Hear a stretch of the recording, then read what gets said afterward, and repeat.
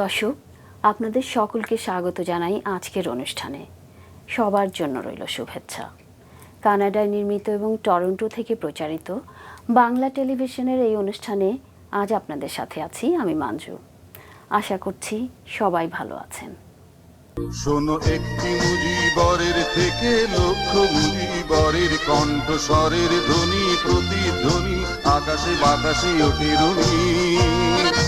বাংলাদেশ আমার বাংলাদেশ। শোকের মাস August. 15ই August বাংলাদেশের স্রষ্টা জাতির জনক বঙ্গবন্ধু শেখ মুজিবুর রহমানের প্রয়াণ দিবস। আমাদের আজকের অনুষ্ঠান বঙ্গবন্ধুর স্মৃতির উদ্দেশ্যে উৎসর্গীকৃত। সবুজের বুক চেরামিত পথে আবার যে যাব ফিরে আমার হারানো বাংলাকে আবার তো ফিরে পাবো। স্মৃতিকাতর বাংলা টেলিভিশন কানাডা শ্রদ্ধা অবনত চিত্তে 15 আগস্টকে স্মরণ করছে। মুজিবরের থেকে লক্ষ মুজিবরের কণ্ঠস্বরের ধ্বনি প্রতিধ্বনি আকাশে বাতাসে ওঠে রুনি। দেখছেন বাংলাদেশের জাতীয় শোক দিবস 15 আগস্ট উপলক্ষে বিশেষ অনুষ্ঠান। ফিরছি এক্ষুনি, সাথে থাকুন। Oak Park Mortgage Group, residential and commercial. Our services: first and second mortgages, refinancing, home equity line of credit, pre-approvals, working with a variety of lenders. We care and we're committed. Oak Park Mortgage Group, 55 Lebovic Avenue, Unit C112, Toronto, Ontario, 416-757-4224.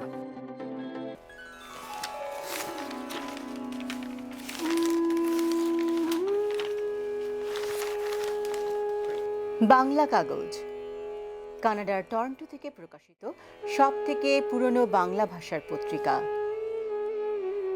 2972 Danforth avenue, Toronto, 416-693-2223। Bangla কাগজ পড়ুন।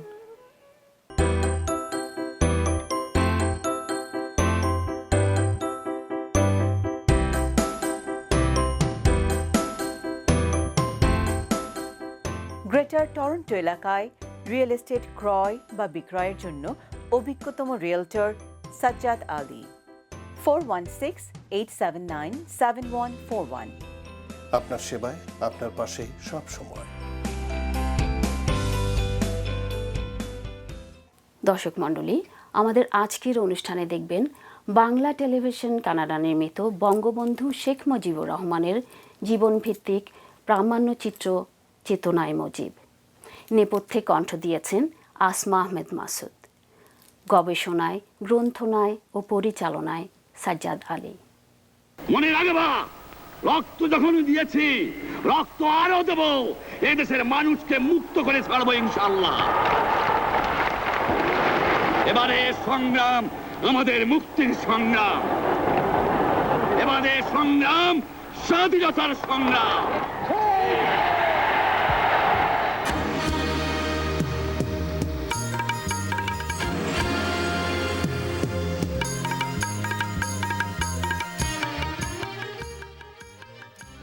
যতদিন রবে পদ্মা মেঘনা গৌরী যমুনা বহমান, ততদিন রবে কীর্তি তোমার শেখ মুজিবুর রহমান। দিকে দিকে আজ অশ্রুগঙ্গা রক্তগঙ্গা বহমান, নাই নাই ভয়, হবে হবে জয়, জয় মুজিবুর রহমান।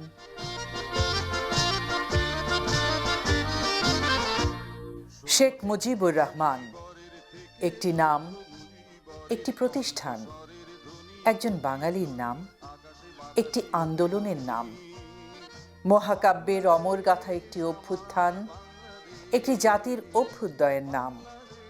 প্রতিটি বাঙালির তিনি বন্ধু, বাঙালি জাতির তিনি জনক। হাজার বছর ব্যাপ্ত ইতিহাসের শ্রেষ্ঠতম বাঙালি তিনি। বাঙালির হৃদয়ে তিনি বেঁচে থাকবেন মহাকালের মহানায়ক রূপে।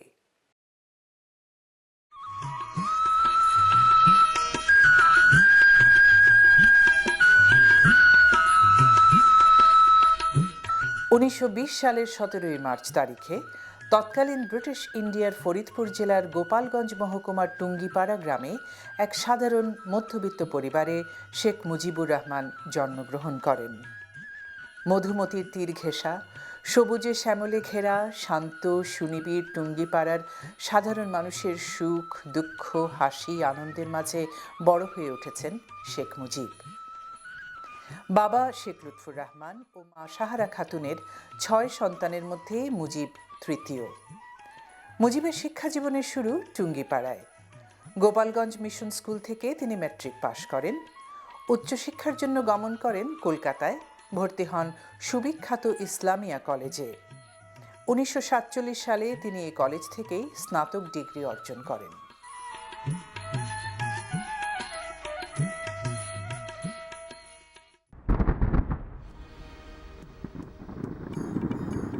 মাত্র 18 বছর বয়সে শেখ মুজিব বিবাহ বন্ধনে আবদ্ধ হন চাচাতো বোন বেগম ফজিলাতুন্নেসার সাথে।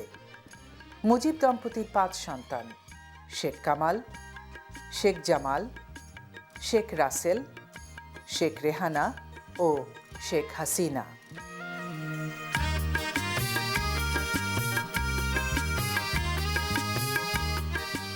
মানবদরদী মুজিব ছোটবেলা থেকেই লেখাপড়া খেলাধুলার পাশাপাশি নিরন্ন নিরাশ্রয়ী খেটে খাওয়া মানুষের সংস্পর্শে আসেন, উপলব্ধি করতে শেখেন তাদের দুঃখ কষ্ট বেদনা।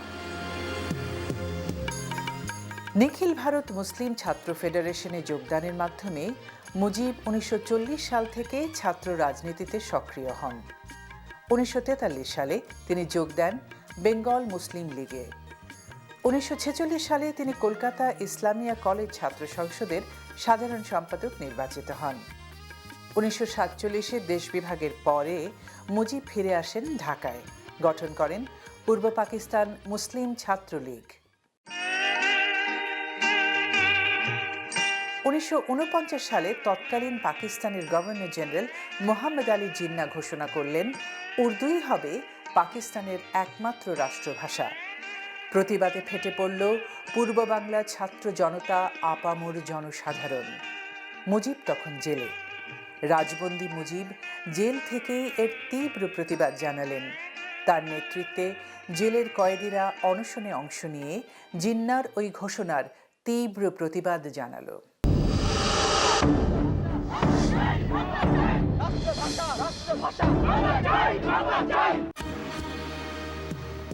1949 সালে পূর্ব পাকিস্তান আওয়ামী মুসলিম লীগের প্রতিষ্ঠাকালীন সময়ে এই সংগঠনের যুগ্ম সম্পাদক নির্বাচিত হওয়ার মাধ্যমে শেখ মুজিবুর রহমানের দলীয় রাজনৈতিক নেতৃত্বের সূচনা ঘটে।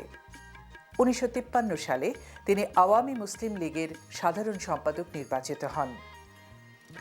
1966 থেকে 1974 পর্যন্ত মুজিব আওয়ামী লীগের সভাপতির দায়িত্ব পালন করেন। 50-এর দশকে পাকিস্তান রাষ্ট্রের শুরু থেকেই তিনি ছিলেন বাঙালিদের স্বার্থ রক্ষায় এক অকুতোভয় সৈনিক। এই সমসাময়িক সময়ে মুজিব রাজনীতির দীক্ষা নেন হোসেন শহীদ সোহরাওয়ার্দী, মৌলানা আব্দুল হামিদ খান ভাসানী, শেরে বাংলা AK ফজলুল হক প্রমুখ নেতৃবৃন্দের কাছে। একজন বাস্তববাদী রাজনীতিক হিসেবে 60-এর দশকে তার রাজনৈতিক উত্থান ঘটতে থাকে। পাকিস্তান রাষ্ট্র কাঠামোতে বাঙালির রাজনৈতিক অর্থনৈতিক অধিকার ও স্বশাসনের দাবিতে মুজিব ছিলেন সদা সোচ্চার। 1966 সালে তিনি উত্থাপন করেন তার ঐতিহাসিক 6 দফা দাবি। বাঙালির প্রাণের দাবি, বাঁচার দাবি, এই 6 দফার পক্ষে মুজিব গণসংযোগে বেরিয়ে পড়লেন বাংলার প্রত্যন্ত অঞ্চলে।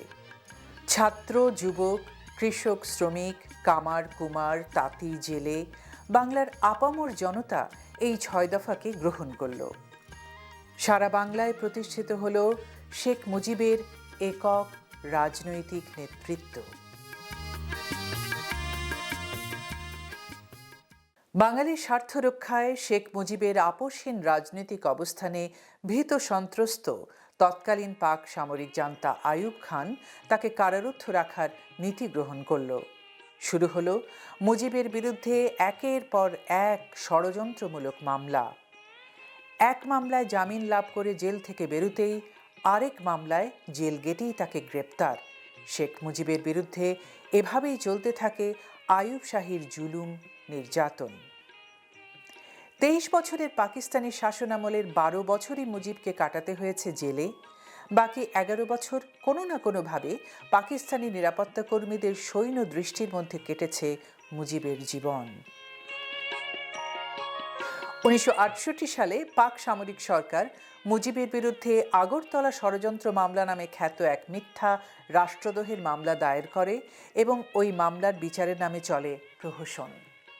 আগরতলা ষড়যন্ত্র মামলায় অন্তরীণ থাকা অবস্থায় মুজিবের জনপ্রিয়তা যেন আকাশ ছুঁয়ে যায়। তার মুক্তির দাবিতে সারা বাংলা যেন এক বিদ্রোহের আগ্নেয়গিরিতে পরিণত হয়।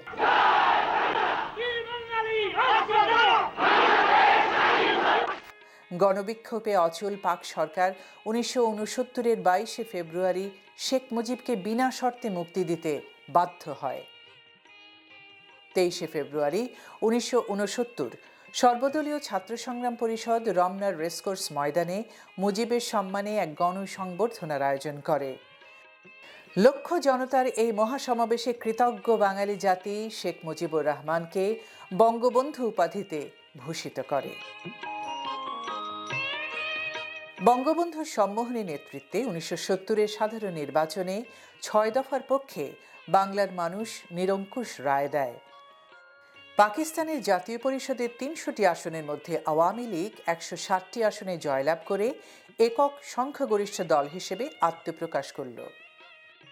কিন্তু পাক সামরিক জান্তা বাঙালির হাতে ক্ষমতা হস্তান্তরে প্রস্তুত নয়। শুরু হলো ষড়যন্ত্র। বঙ্গবন্ধু এই ষড়যন্ত্রের বিরুদ্ধে গর্জে উঠলেন আবারও। Nobody should play with the fire. Nobody should try to suppress the 70 million people. When they are determined to achieve something, nobody can suppress them. Today, tomorrow, or day after tomorrow, they must win. Everything is collapsed. There is no administration. The people are obeying my order, not their order. Legally, I am the authority because people have voted to me.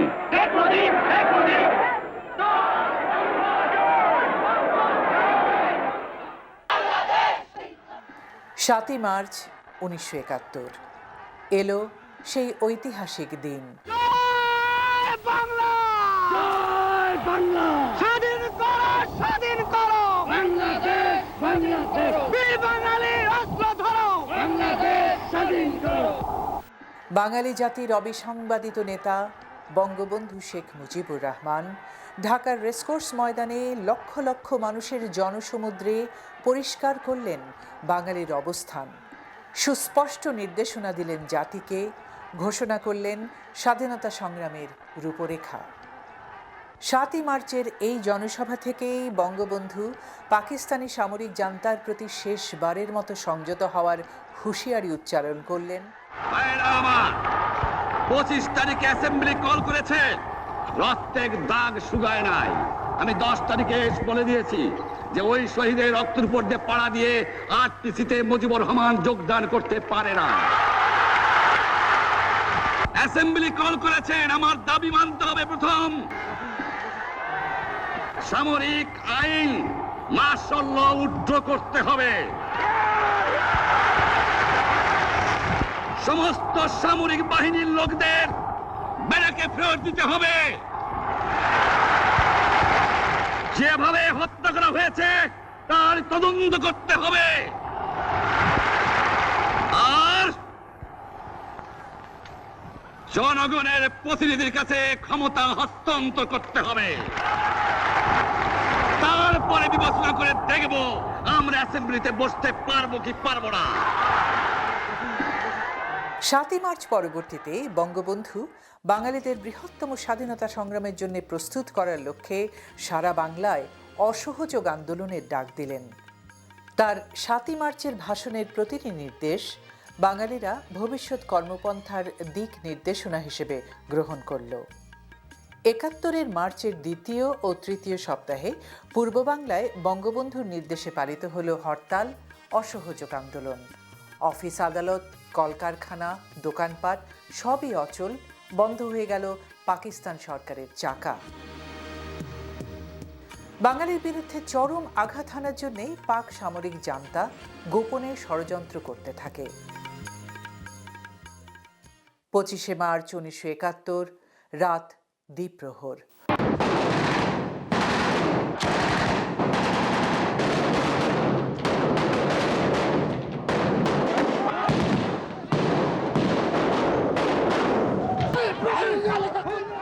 মানব ইতিহাসের জঘন্যতম নৃশংসতা, বর্বরতা, পৈশাচিকতা নেমে এলো বাঙালির ওপর।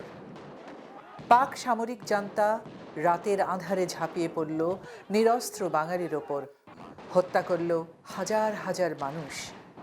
এই সাথেই বন্ধ হলো রাজনৈতিক সমঝোতার সমস্ত দরজা। বঙ্গবন্ধুকে গ্রেপ্তার করে পাকিস্তানের কারাগারে পাঠিয়ে দেয়া হলো। কিন্তু গ্রেপ্তারের পূর্বক্ষণে বঙ্গবন্ধু ঘোষণা করেন বাংলাদেশের স্বাধীনতা, প্রতিটি বাঙালিকে নির্দেশ দেন অস্ত্র হাতে পাক জল্লাদদের বিরুদ্ধে প্রতিশোধ নেয়ার। বঙ্গবন্ধুর নির্দেশে 1971 জেগে উঠল বাঙালি। বাঙালি জাতীয়তাবাদ, হাতে অস্ত্র, মুখে জয় বাংলা, জয় বঙ্গবন্ধু স্লোগান।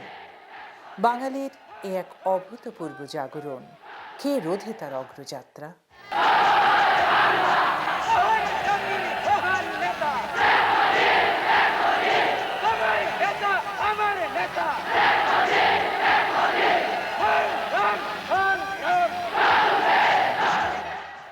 বঙ্গবন্ধুকে রাষ্ট্রপতি করে তার অনুপস্থিতিতেই গঠিত হল প্রবাসী মুজিবনগর সরকার।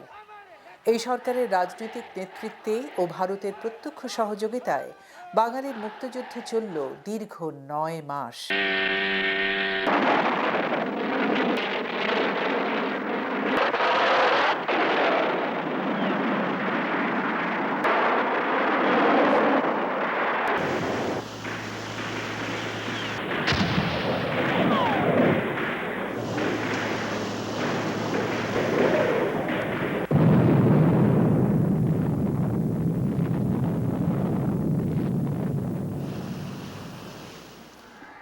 অবশেষে 1971-এর 16ই ডিসেম্বর 30 লক্ষ বঙ্গবীরের রক্ত এবং লক্ষ মা বোনের সম্ভ্রমের বিনিময়ে পরাজিত হল পাকিস্তানি পিশাচেরা। স্বাধীন হল বঙ্গবন্ধুর সোনার বাংলা। বাংলাদেশ শত্রুমুক্ত, স্বাধীন, কিন্তু বঙ্গবন্ধু তখনও শত্রুর কারাগারে বন্দী। এই পর্যায়ে গণদাবি এবং বিশ্ব জনমতের চাপে পাকিস্তানের কারাগার থেকে মুক্ত বঙ্গবন্ধু 1972 সালের 10ই জানুয়ারি ফিরলেন তার কাঙ্ক্ষিত স্বাধীন বাংলায়, প্রিয় বাঙালির কাছে। দেশে ফিরে বঙ্গবন্ধু সরকারের দায়িত্ব নিলেন এবং যুদ্ধবিধ্বস্ত দেশ পুনর্গঠনে তার সুবিখ্যাত সবুজ বিপ্লব কর্মসূচি ঘোষণা করলেন। গণতন্ত্র, ধর্মনিরপেক্ষতা, জাতীয়তাবাদ ও সমাজতন্ত্র, এই 4 রাষ্ট্রীয় মূলনীতির ভিত্তিতে বঙ্গবন্ধু এক সমৃদ্ধ বাংলাদেশ গড়তে উদ্যোগী হলেন। তিনি সদ্য স্বাধীনতাপ্রাপ্ত বাংলাদেশকে বিশ্বের দরবারে তুলে ধরলেন। রাষ্ট্রীয় যোগাযোগ ও ব্যক্তিগত বন্ধুত্ব স্থাপন করলেন ভারতীয় প্রধানমন্ত্রী শ্রীমতী ইন্দিরা গান্ধী, ইউগোস্লাভিয়ার প্রেসিডেন্ট মার্শাল টিটো, মিশরের আনোয়ার সাদাত, সৌদি বাদশাহ ফয়সাল, কিউবার প্রেসিডেন্ট ফিদেল ক্যাস্ট্রো প্রমুখ বিশ্ব নেতৃবৃন্দের সাথে। বাংলাদেশ যোগ দিল জোট নিরপেক্ষ আন্দোলনে। বিশ্ব শান্তি পরিষদ বঙ্গবন্ধুকে সম্মানিত করল জুলিও কুরি উপাধি দিয়ে। জাতিসংঘে বঙ্গবন্ধুই প্রথম ভাষণ দিলেন বাংলায়। বিশ্বসভায় স্বীকৃত হল বাংলা ভাষা। স্বাধীনতা যুদ্ধের পরাজিত শত্রু ও সাম্রাজ্যবাদীরা চক্রান্ত শুরু করল বঙ্গবন্ধুর বিরুদ্ধে। সাম্রাজ্যবাদের ষড়যন্ত্রে 1974-এ বাংলাদেশে এক ভয়াবহ দুর্ভিক্ষ দেখা দিল। আইন শৃঙ্খলা পরিস্থিতির মারাত্মক অবনতি ঘটল। বঙ্গবন্ধুর নিজের দল আওয়ামী লীগের এক শ্রেণীর সুযোগ সন্ধানী নেতা কর্মী ও তার স্বজনদের মধ্যে অনেকেই দুর্নীতিতে জড়িয়ে পড়ল। কোমল হৃদয়ের বঙ্গবন্ধু ব্যর্থ হলেন এই দুর্নীতিবাজদের বিরুদ্ধে আইনানুগ ব্যবস্থা নিতে। খাদ্যাভাব, আইন শৃঙ্খলার অবনতি ও সাম্রাজ্যবাদের চক্রান্ত, ইত্যাদি প্রতিকূলতা রাজনৈতিকভাবে মোকাবেলা করার উদ্দেশ্যে দেশের সকল রাজনৈতিক দল বাতিল করে বঙ্গবন্ধু গঠন করলেন একদলীয় শাসন ব্যবস্থা, যা বাকশাল নামেই সমধিক পরিচিত। কিন্তু সাম্রাজ্যবাদী প্রচারযন্ত্র এই বাকশাল ব্যবস্থাকে মুজিবের একনায়কতন্ত্র প্রতিষ্ঠার প্রয়াস বলে ব্যাপক অপপ্রচার চালালো। স্বাধীন বাংলার প্রতিষ্ঠাতা জনক বঙ্গবন্ধু শেখ মুজিবুর রহমান তার জাদুকরী নেতৃত্বের গুণে রাজনীতির আকাশে ধ্রুবতারা হলেও শাসক হিসেবে সফলতা দেখাতে পারলেন না।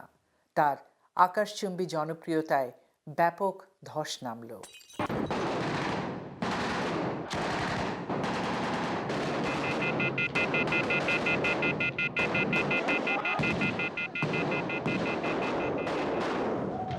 উনিশশো ৭৫-এর ১৫ই আগস্ট ধানমন্ডির ৩২ নম্বরের নিজ বাড়িতে পরিবার পরিজন নিয়ে ঘুমিয়েছিলেন বঙ্গবন্ধু। বাংলাদেশের স্বাধীনতা বিরোধী শক্তি ও সাম্রাজ্যবাদের সম্মিলিত চক্রান্তে সেনাবাহিনীর উচ্চাভিলাষী একদল জুনিয়র অফিসার অতর্কিত হামলা চালিয়ে সপরিবারে হত্যা করল জাতির জনক বঙ্গবন্ধু শেখ মুজিবুর রহমানকে।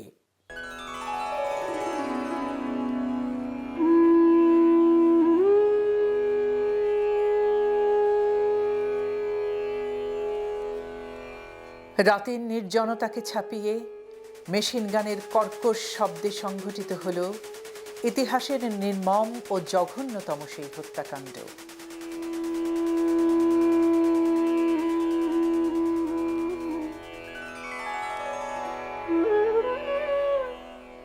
পিতা, এখনো ৩২ নম্বরের বাড়ি দাঁড়িয়ে আছে তোমার নৃশংস হত্যাকাণ্ডের সাক্ষী হয়ে।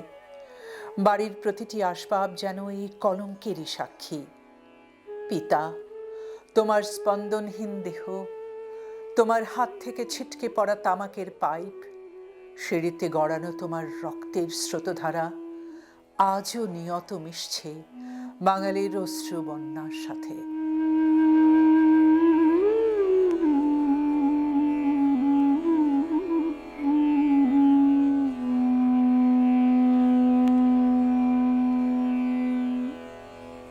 সেই কবিতাটি লেখা হয় নাই, লিখবেন কোনো কবি? সেই কবিতাটি কবিতা তো নয়, মুজিবের মুখছবি।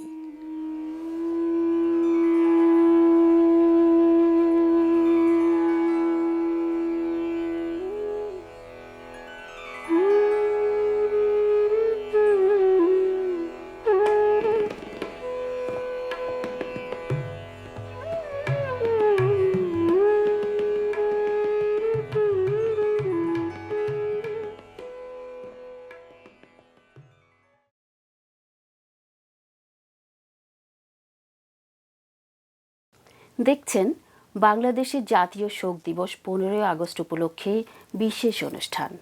ফিরছি এক্ষুনি, সাথে থাকুন।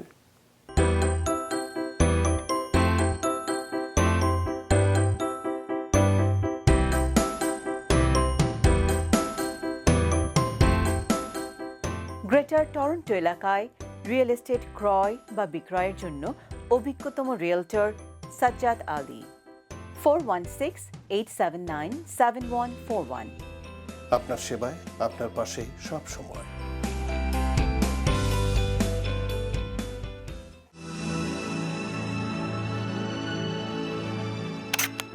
পল্টু কুমার শিকদার, টরন্টোতে বাংলাভাষী Canadian barrister. Immigration, criminal law, real estate সহ যে কোনো বিষয়ে আইনগত পরামর্শের জন্য নির্ভরযোগ্য ও বিশ্বস্ত।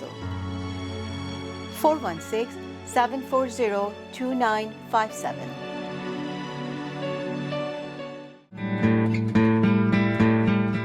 সাম্পান আর্ট স্কুল, অনলাইনে ছবি আঁকা শেখার প্রতিষ্ঠান। Kids, teens, adults art class সবার জন্য উন্মুক্ত। যোগাযোগ নুরুন্নাহা শুক্তি 647-706-7430। সাম্পান art school. শোনো একটি মুজিবরের থেকে লক্ষ মুজিবরের কণ্ঠস্বরের ধ্বনি প্রতিধ্বনি আকাশে বাতাসে ওঠে রুনি বাংলাদেশ আমার বাংলাদেশ বাংলাদেশ আমার বাংলাদেশ। দেখছেন বাংলা টেলিভিশন কানাডার অনুষ্ঠান। Millennial Mortgage Experts. Commercial, residential, construction loan, agriculture, and land financing.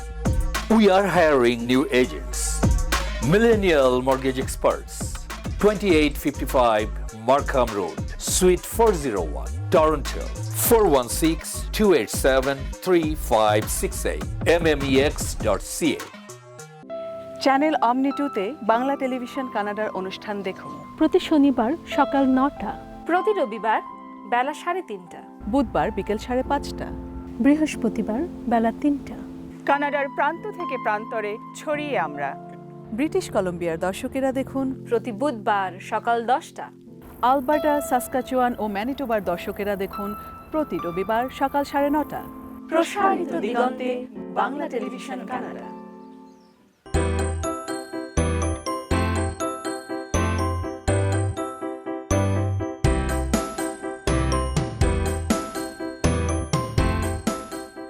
Greater Toronto এলাকায় রিয়েল এস্টেট ক্রয় বা বিক্রয়ের জন্য অভিজ্ঞতম রিয়েলটর সাজ্জাদ আলী। 416-879-7141। আপনার সেবায়, আপনার পাশে সব সময়। দর্শক, এই ছিল আমাদের আজকের আয়োজন। আপনাদের সকলকে ধন্যবাদ আমাদের সাথে থাকার জন্য। পরবর্তী অনুষ্ঠান চ্যানেল অমনি টুতে দেখার আমন্ত্রণ রইল।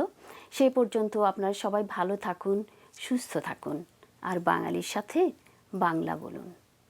শোনো একটি মুজিবরের থেকে লক্ষ মুজিবরের কণ্ঠস্বরের ধ্বনি প্রতিধ্বনি আকাশে বাতাসে ওঠে রুনি বাংলাদেশ আমার বাংলাদেশ বাংলাদেশ আমার বাংলাদেশ।